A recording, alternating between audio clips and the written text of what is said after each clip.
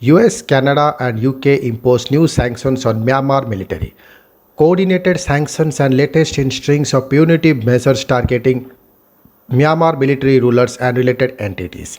The United States, United Kingdom, and the Canada have imposed coordinated sanctions on Myanmar's military rulers and related entities, the latest in a string of punitive measures since the army seized power in February. The US said on Monday that it was targeting the governing state administrative council and 13 officials, freezing any of their US assets and barring Americans from dealing with them.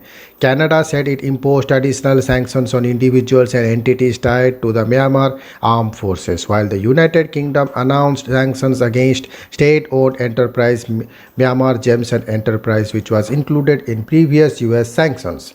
Our actions today underscores our resolve and that of our partners to apply political and financial pressure on the regime as long as it falls to stop violence and take meaningful action to respect the will of the people.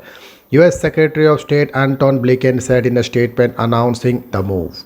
Canada stands with the people of Myanmar as they continue to fight to restore democracy and freedom in the country, and we will not hesitate to take further action, Canadian Foreign Minister Mark Carney also said in a statement. Nationwide protests have continued since Myanmar's military seized power in February 1, detaining and deposing civil leader Aung San Suu Kyi. At least 796 people have been killed by security forces since the coup, according to local monitoring group, while nearly 4,000 people are behind bars.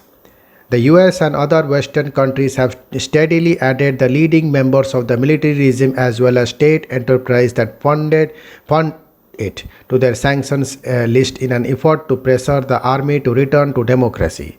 The unrest has continued, however, with bombings reported daily. Local militias formed to confront the army and protest and strikes by opponents of the coup taking place across the Southeast Asian country.